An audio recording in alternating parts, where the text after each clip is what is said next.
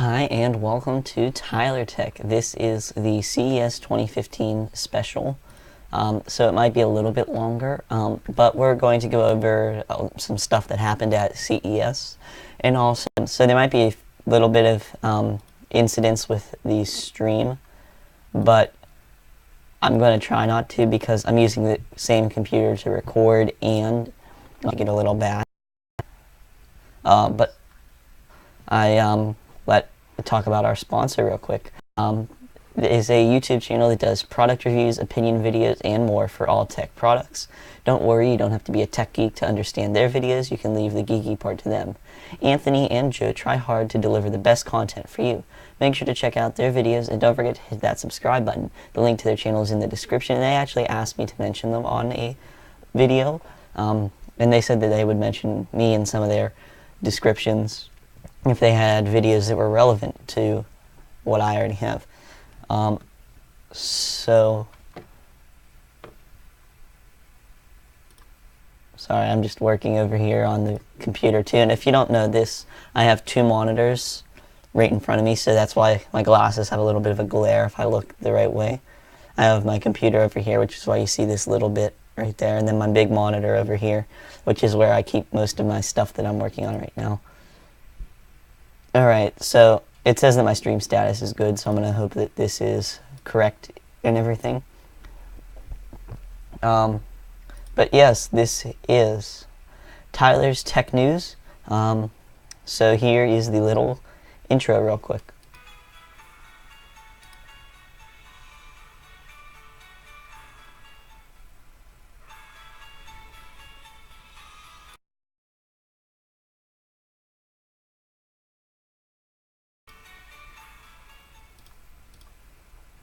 Alright, so Tyler's Tech News.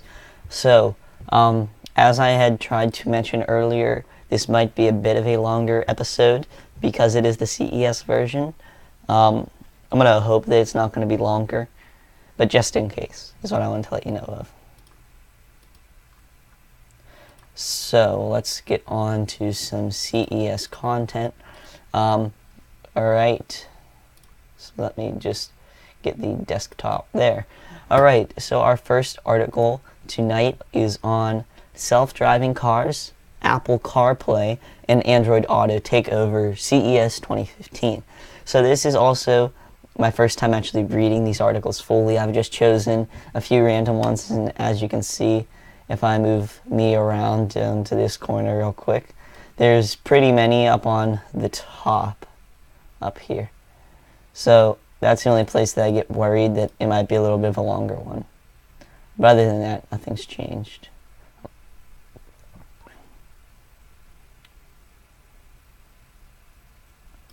Alright, so let me just make me so that I don't want to cover up any of the text. There. And let me know if I do cover up some of the text, because I tried just to cover up on this side of the screen right below me a little bit, so I'm not covering up the actual words over there. Alright, so the self-driving cars. So it's a stunning CES for automotive tech with major advances in self-driving car technology being shown off by Audi, Mercedes-Benz, BMW, and a number of automotive suppliers. In addition, Apple CarPlay and Android Auto will connect you with your favorite phone in many cars. So it all started on the Sunday before the 2015 International CES, or Consumer Electronics Show, when Audi sent an A7-based research model on a self-driving journey. Sorry, I just hit my microphone wire too if you just heard some noise. I didn't mean to do that. But the car took a self-driving journey from the San Francisco Bay Area to Las Vegas. That night, Jen Hassan Huang, which is CEO of NVIDIA, took the stage at a press conference. Instead of talking about gaming hardware as he had in years past, he took a deep dive into the possibilities of NVIDIA's new Drive CX and Drive PX computers, which power cabin and self-driving systems. The car realized its potential as the fastest growing mobile electronics platform at CES 2015. So according to Audi executives, the A7 made it to Las Vegas on Monday without incident and was put on display in front of the Las Vegas Convention Center. It joined cars from BMW, Mercedes-Benz, Volkswagen, Toyota, Ford, Hyundai, Jeep, Dodge, and Chrysler. BMW showed its i3 electric car could find a parking space by itself and keep a driver from hitting obstacles. Hyundai and Volkswagen also showed how their cars could park themselves. And actually, back to that, I think it actually was the BMW i3. You could actually control that with an Android Wear watch. So I'm not wearing my G Watch R right now, but I still think that's kind of cool that I could talk to my wrist and have my watch. Like, they were showing it actually coming to pick the person up. This was even on the news. And according to, I already read that. So, on the road to fully self-driving cars, it seems that parking may be the next innovation. As shown at CES 2015, you would pull up to a parking garage entrance, then get out of your car and send it to find a parking place. When you left the restaurant, theater, or office, you would summon the car, and it would be waiting for you in the special pickup zone in front of the garage. Self-driving technology from automotive suppliers Delphi and Valeo at CES 2015 suggests that current adaptive cruise control systems may soon add self-steering, so drivers can let the car take over in stop and go traffic and on long highway runs. Delphi even showed the full capabilities of its self-driving technology in an urban environment that likely won't hit production for many years. And also, I'm not sure if I'm pronouncing all these names right, so you can let me know that in the comments if you really want to let me know. And actually, this car looks really cool on the inside. This is the Mercedes-Benz. I don't know if the model's up here, but it's a really cool car. On the inside, they showed that on the news. Go look up a video. I think Techno Buffalo might have had a video about this. I don't know that I'll get the link in the description because I don't really edit these descriptions much after the video goes on. But it would be something really neat to check out. I think I'd love that car because the seats actually swivel, so kind of like an office chair. You'd basically be sitting in one of those. There's 4 of them. You can turn any way in the car. So I still think it'd be really neat. Oh, here. It is the Mercedes-Benz F015 Luxury in Motion research vehicle that was unveiled at CES 2015, showed the German automaker combining self-driving advanced electronics in cabin in a clean energy drivetrain in its prediction for what a car might be like in 2030. You can't accuse Mercedes-Benz of being short-sighted. Cabin tech improvements include the unveiling of the virtual cockpit cabin. Audi designed it for the next generation of its Q7 SUV. The virtual cockpit included implementations of both Android Auto and Apple CarPlay, letting drivers mirror their phones on the car's LCD. So Apple CarPlay and Android Auto signs were in abundance around Las Vegas Convention Center's North Hall, the domain of automotive electronics. So Hyundai was showing off a new low-end head unit supporting both features, which will appear in its least expensive cars. And if you're not ready to buy a new car, aftermarket stereo makers Parrot, Pioneer, and JVC Kenwood had systems supporting Android Auto and Apple CarPlay. Another trend in cabin electronics seemed to be gesture control. BMW gave CNET a peek at what a future gesture-controlled iDrive system would look like, and Volkswagen unveiled its Golf R Touch concept car, showing off an array of gesture-controlled features. Unlike many makers of personal and home electronics at CES, automakers, equipment suppliers tend to focus less on product announcements and more on future tech. At CES, we get to see what the cars of tomorrow can do. So there's also a link if you want to check out CES's coverage. It's at cnet.com/CES/car-tech. So that was the first article, which was pretty long, kind of, for what I'm used to. So now we're on to another article by CNET. This one is on smartphone showings. At CES, smartphone showing at CES 2015, a preamble for huge MWC to come.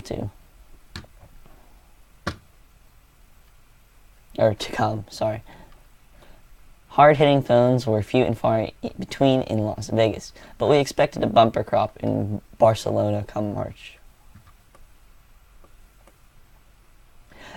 So The LG G Flex 2 was the top smartphone at CES, but that isn't saying much at all, is what they're saying here. I actually kind of like how the LG G Flex is.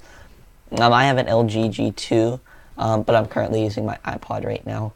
But my LG G2, it works great, and it looks like it's basically the LG G2 with a curved back, and it's pretty much what it actually looks like, except it has that nice self-healing back I've saw. So the self-healing back, you can see this, I think it was on Techno Buffalo's channel too. It is hydrogen. Yeah, I think it was hydrogen. Correct me if I'm wrong. I watched this a few days ago, like the day that it came out, which was probably Wednesday, and it's Friday now. But I'm pretty sure it's the hydrogen. They like to be an equal distance apart, and they showed it. The guy that worked at LG was going up against the Techno John Renninger from Techno Buffalo, and he was saying that if some scratch comes on the back of the phone, that would kind of split them closer together and leave that little bit of space there. And since they like to stay an equal distance apart, they would go back to the way they were. Now, it won't work for deep scratches, but Techno Buffalo also managed to do a scratch test, and it actually worked. So that was really neat. Techno Buffalo's channel, don't forget to check that out too. This is not a sponsor though. It's just one of my personal favorites.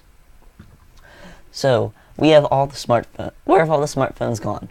Because the world's major phone makers certainly bowed out of CES 2015. Sure, LG treated us to a masterful performance with its LG G Flex 2, clearly stealing the spotlight of an otherwise quiet smartphone scape with its sophisticated sophomore attempt at a flexible phone. Plus, its sister brand, LG Display, had this prototype, which completely one-ups rival Samsung Galaxy Note Edge. And there were plenty of other phones at the show, from the $6,000 luxury Lamborghini headset to the Segas V2, aka Superman phone, with its redonkulous external storage capacity of 256 gigabytes, to a simple $30 Nokia phone we saw here for the first time. And speaking of the major storage capacity, I still don't get this because I don't even think they exist. 1 terabytes of a micro SD card. That's what the LG G3 takes. A terabyte micro SD card. You heard me right. 1 terabyte of micro SD card storage. I don't even think they have that. So I'm going to actually try and look that up real quick. So let me just check. Here, I'll pull it over here so you can see it. 1 terabyte micro SD card.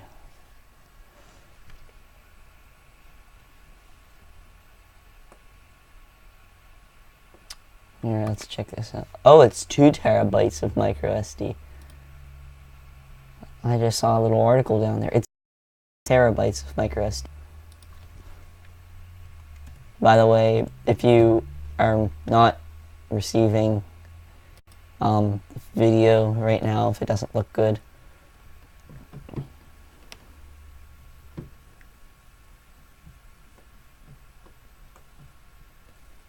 they don't even sell 2 terabytes, and there's an article it says don't get too excited about, oh, the G3 supports it too, wow. I still don't get how you could fit 2 terabytes, something that takes up about an external hard drive about this big, into a little thing that is literally not this big, but this big. And this is, by the way, from bgr.com. So something this big. It's as big as my, it's like as big as my thumbnail. My literal thumbnail. Not like the YouTube thumbnail, but my thumbnail. It is the size of that for a 8 gigabyte micro SD card. They don't have to be the same size, so this 8 gigabytes, this is the same size that a 2 terabyte hard drive would have to be. And this is the normal SD card size. And if you see micro SD card, I don't know if you can read it, but that's just the adapter. And I keep it in my camera.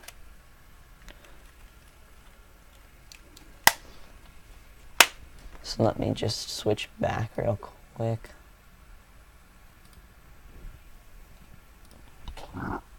Alright. Oh, I clicked on the wrong thing. There were also smartwatches by ZTE, Alcatel, and by Motorola owner Lenovo, and the much smaller Yeez. While Huawei didn't launch anything new per se, we did have a chance to see the sleek, limited edition rose gold sapphire screened Huawei Ascend P7. And that's about it. Before you start readying the digger, there are a few logical reasons why this is happening. First, the world's largest mobile show, Mobile World Congress, is right around the corner, taking place the first week of March. It's a thrilling, non-stop frenzy of big-name announcements. We know that HTC will be there with no more than its next flagship, and that Samsung, which uncharacteristically has zero presence at this show, will have to show face. Microsoft, too, should have a huge press event picking up where Nokia left off. LG wouldn't miss it.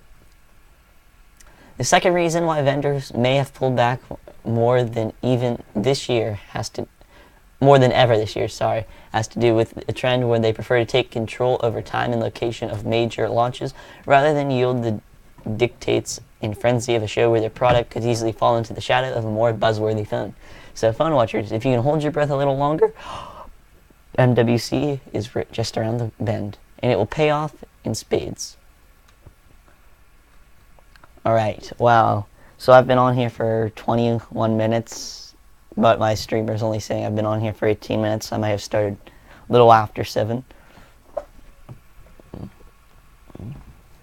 Yeah, I'm about a minute behind on actual streaming on my iPod, so I'm not really going to worry about it. I'm actually going to get rid of it and see if it'll improve the streaming speed, because it's saying it's only streaming at 360p. So that was a notification on my tablet. So yeah, nothing important. It looks like Google Play Store probably. So those were the smartphones. Now we're on to smart watches. So we have I had trouble reading this brand last time too. Oh, okay, so let's just read this. A swarm of smartwatches descend on CES 2015. Smartwatches always draw the stares and the leers of CES showgoers, but it's clear that this year's batch of wrist wearables are a different breed. To compete with the likes of Samsung and Apple, they focus on more simple designs with competitive price tags to undercut the competition. So I'm pretty sure you say this, Alcatel One Touch. Las Vegas. The smartwatch by Alcatel runs on the company's own proprietary closed operating system, but can easily connect to any phone running Android 4.3 or iOS 7 and above. It has the usual spread of features, including a pedometer and calorie tracking, but it also can function as a sleep tracker, an audio player, and as the shutter button for an accompanying smartphone camera. No official pricing has been announced yet for the March release. We hear it'll be in the very affordable vicinity of $150 and 99, I think, euros, maybe. Correct me if I'm wrong, but I'm pretty sure this means 99 euros. Let me zoom in a little bit. There. I'm not sure. If that's 99 euros, let me know in the comments. Really, I don't feel like looking it up during a live show. But I would feel stupid if I couldn't figure out symbols.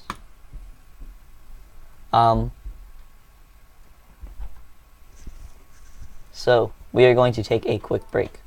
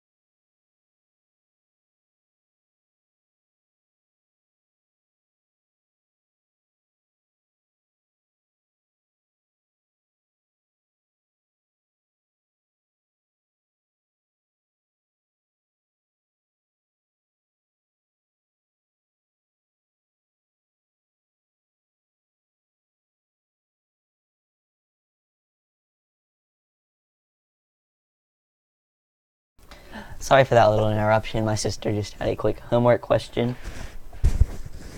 I gotta take my microphone off.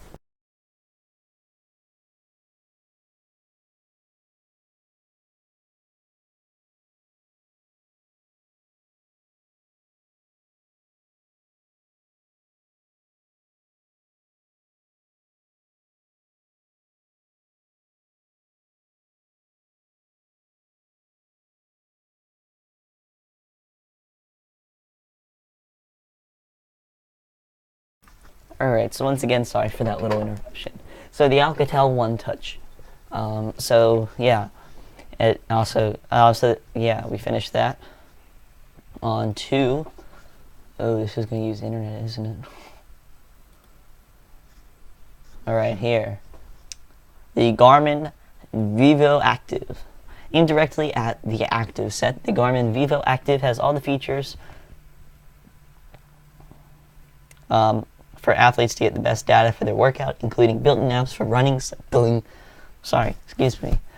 running, cycling, golfing, and swimming. And when it comes time to do some work, you'll also receive text messages and email notifications on it, in addition to music controls and a bevy of downloadable watch faces waiting to your customization. The Garmin Vivo Active will be available in the US in black or white for $250 in the first quarter of the year. It can also be bundled with a heart rate monitor for $300. Pricing and availability in the UK and Australia weren't available at the time of writing. The US price converts to about 160, maybe that's euros, I'm not sure. Someone let me know what this is. 160 foreign dollars, and I'm going to guess this is Australian dollars. 310 Australian dollars, while the heart rate bundle increases those figures to 195, I'm guessing British dollars, whatever that is, and 375 Australian dollars. Alright, so this is basically a list. I'm not going to go out. Smartwatch 3, it's not a new one, but it's just a metal band, really. Here, this is actually a neat one, the Lenovo Vibe Band, VB10. It's a vertical watch face that runs on e-ink for always-on notification for time, stats, and smartphone pop-ups. CNET editor Scott Stein isn't thrilled with the simplicity of the clunky metal body, but its affordability at $89, 58 British monies, I'm going to guess, or European monies, or 110 Australian dollars, makes up for more than makes up for a lack of sartorial flair. I'm having trouble with my words. So there's also the Garmin Fenix 3. Oh, excuse me one moment.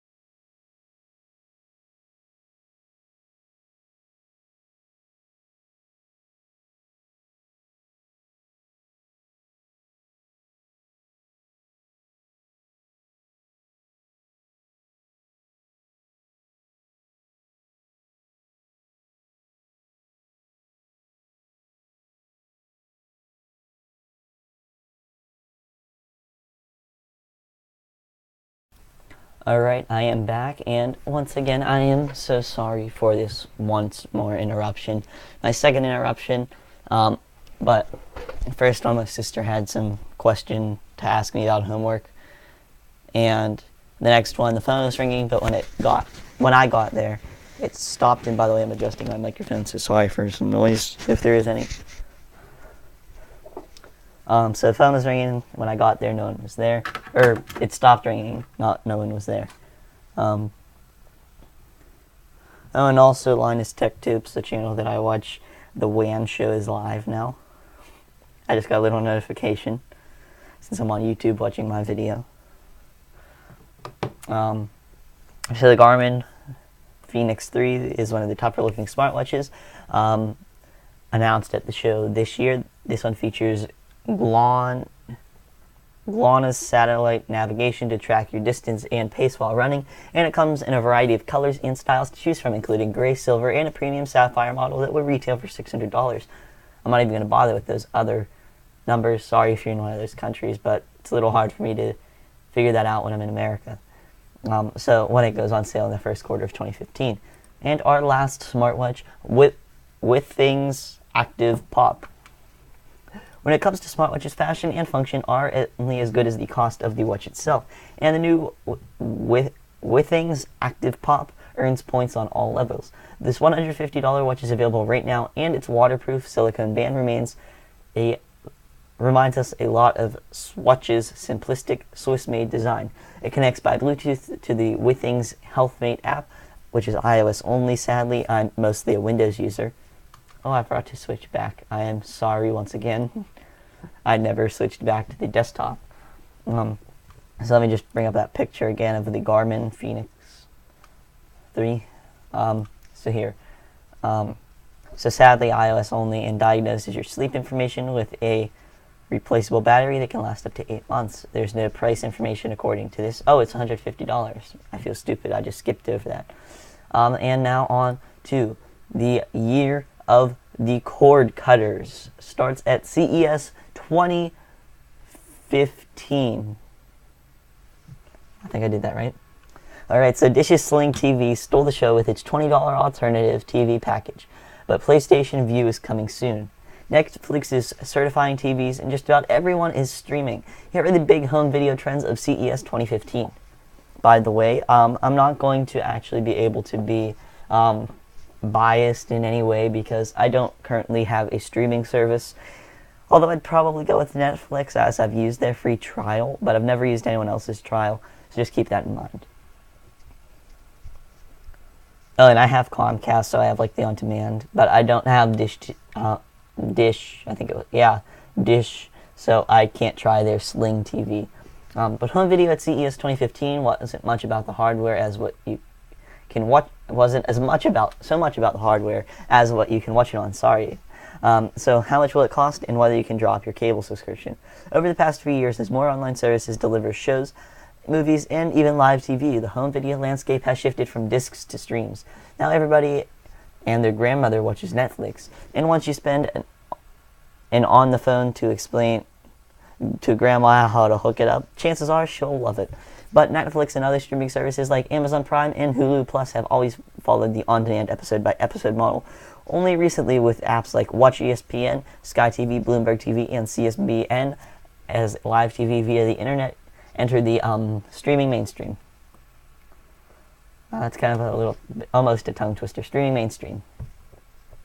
Sling TV by Dish changes the live TV game. This new Sling TV subscription service was easily the most important home video announcement at the show, and may prove to be the most important announcement of CES 2015. Period. Although they put a comma before the period.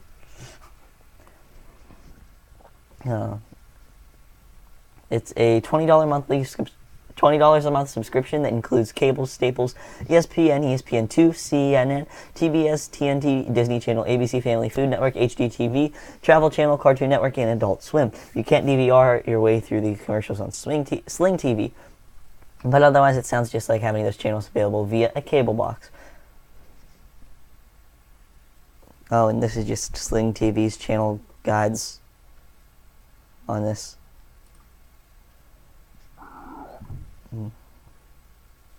So subscribers can watch via Xbox One, Roku media streamers, PCs, Amazon Fire TV, and Fire TV Stick, and iOS and Android smartphones and tablets. I'm also starting to wonder if you can... Alright, PCs, never mind. I missed that when I was reading it. I have the major TV networks, CBS, ABC, Fox, are included, but if you add Sling TV to an over-the-air antenna and or subscriptions to Hulu Plus or CBS All Access, you're pretty close to a basic cable package for far less money. And let us note for the records that CNET is a division of CBS. So, that's why they're choosing CBS over the, my personal favorite's NBC, sorry, ABC and CBS though.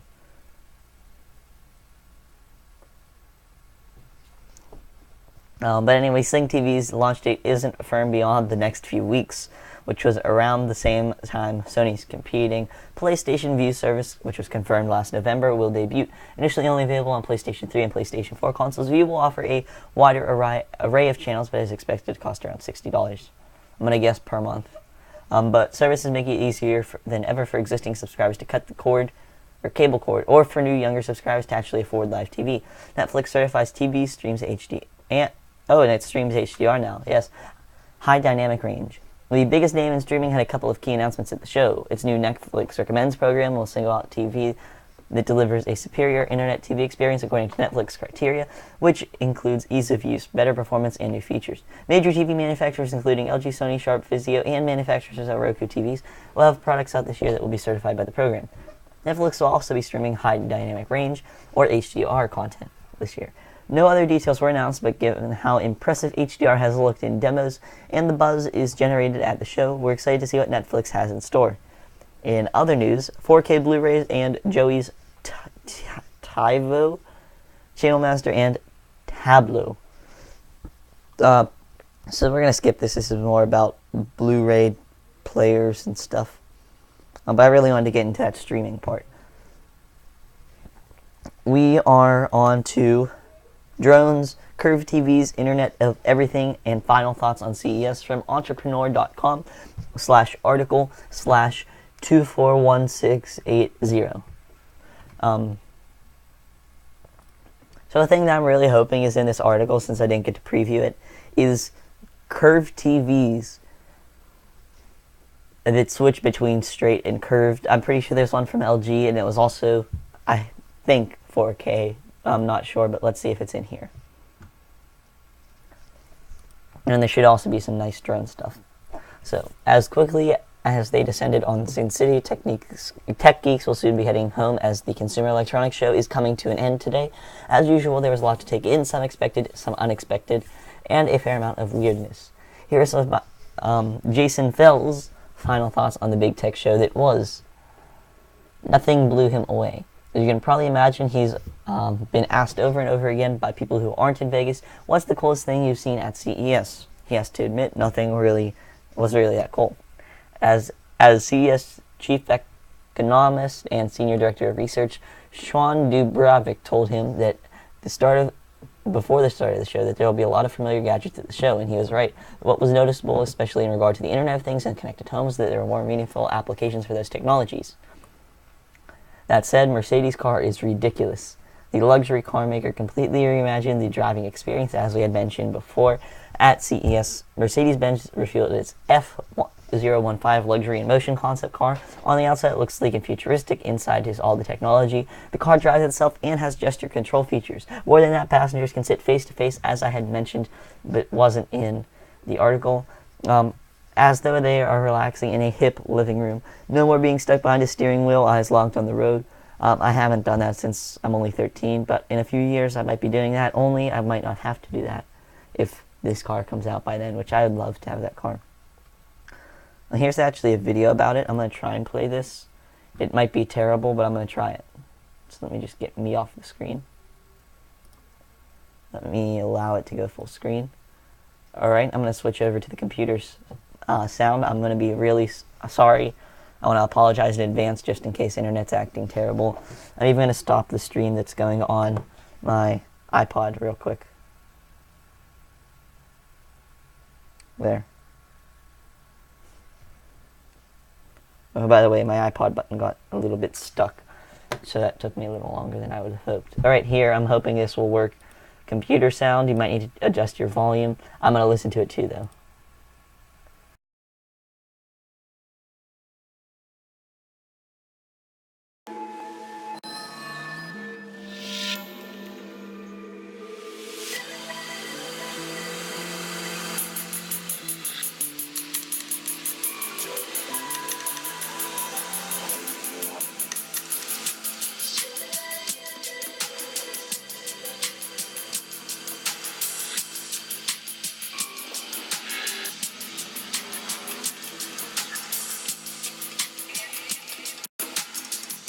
Alright, so there's the seats that move around.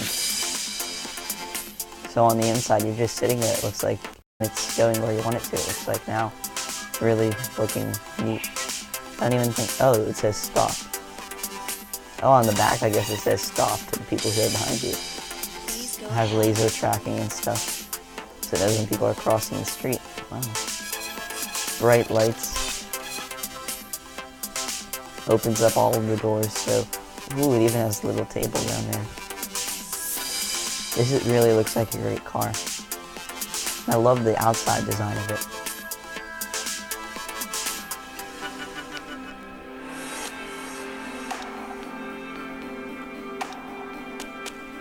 Alright, so he's just touching a screen. It's going between the two doors. That looked awesome. I'd love that. Alright, he has relaxed or dynamic. So he's changing how the car is driving itself. And the car is literally driving itself on the road. He picked up some passengers now.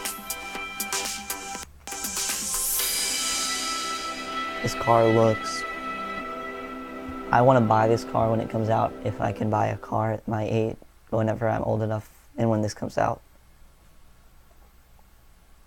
Also, I want to go back, I think it was around here.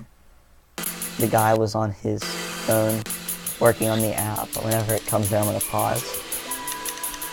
I think it should be coming up soon.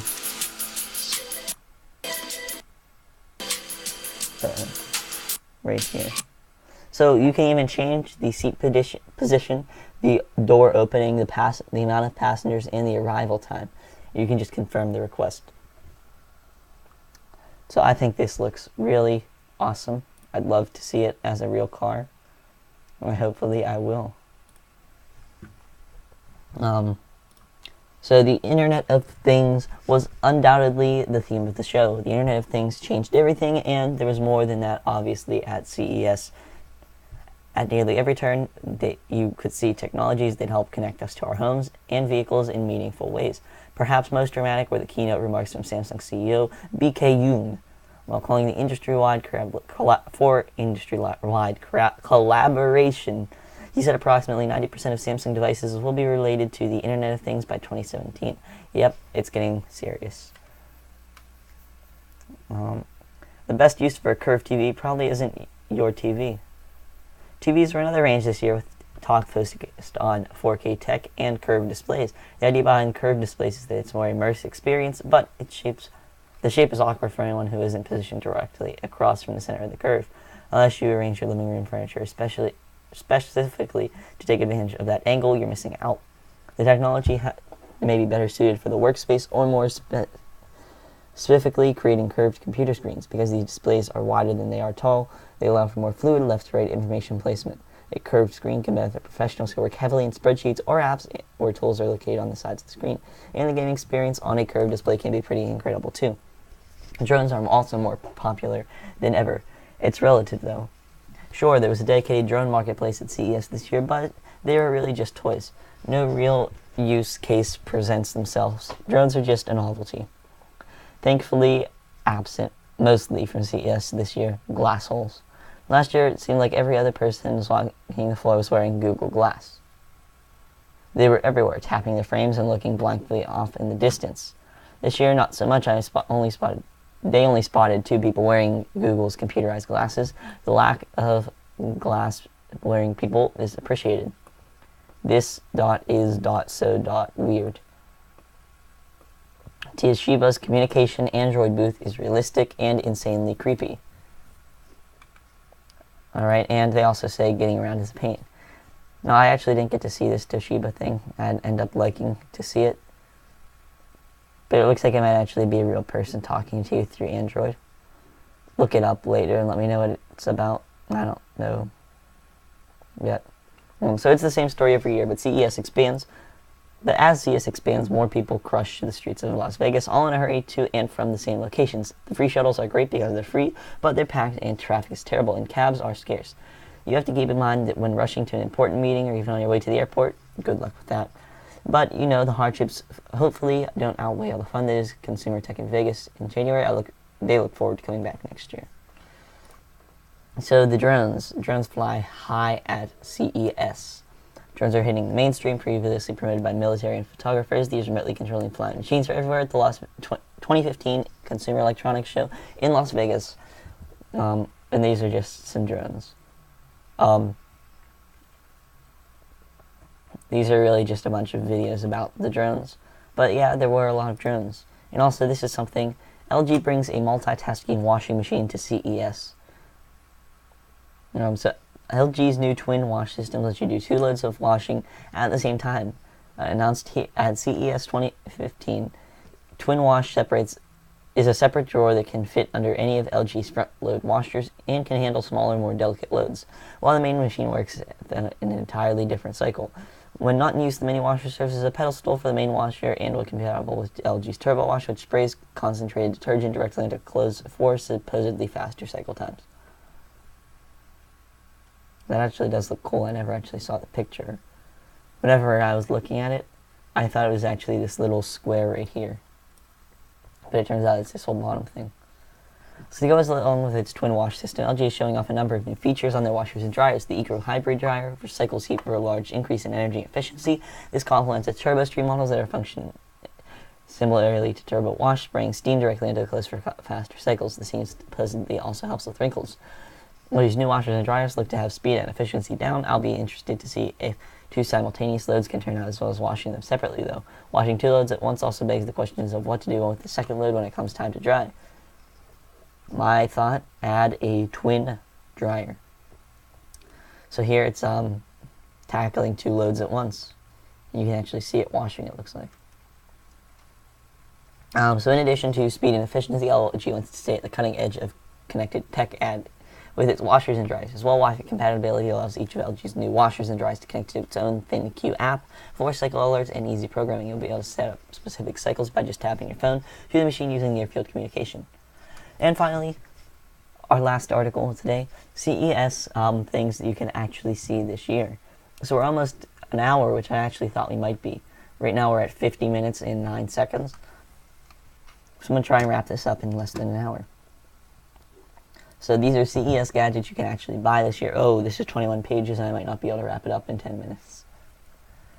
So CES 2015 isn't just about concepts and far-off versions of tech future. Here are the products you can actually purchase this year.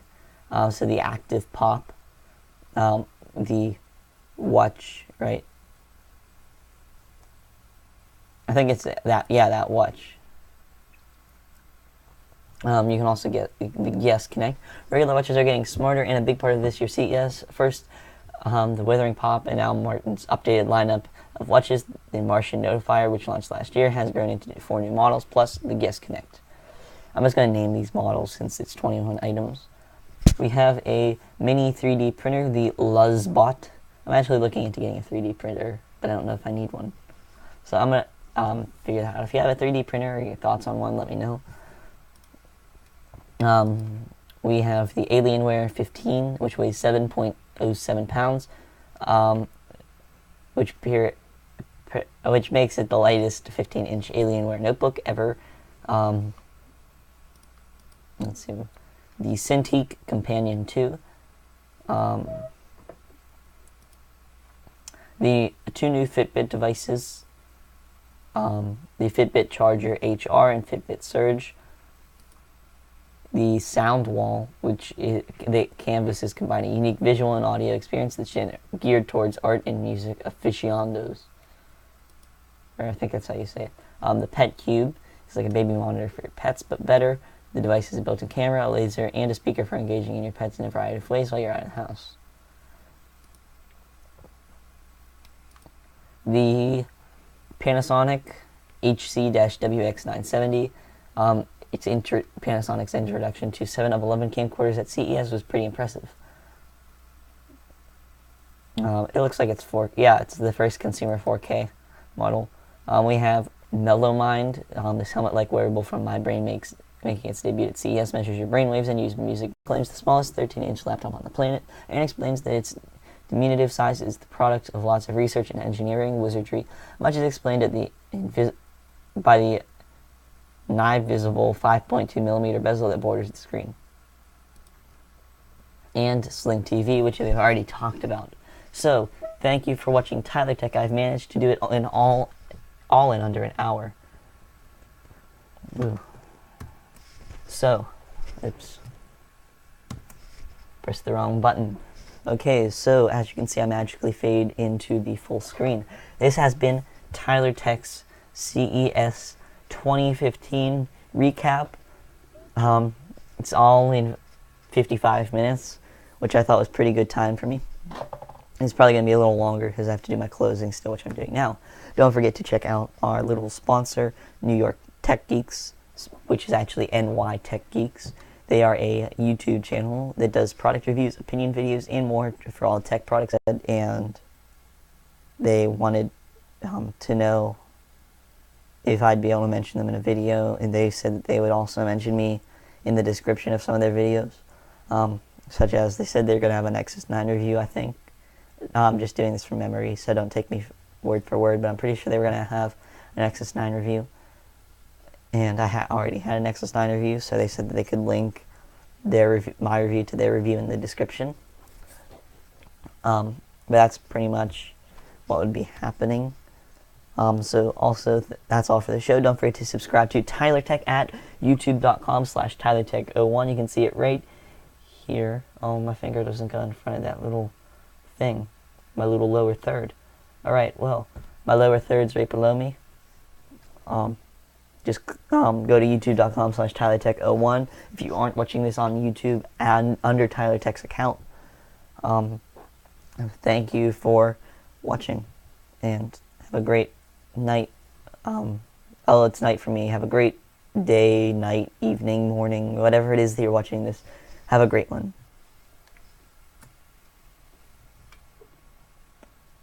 And I'm going to switch this over to my video.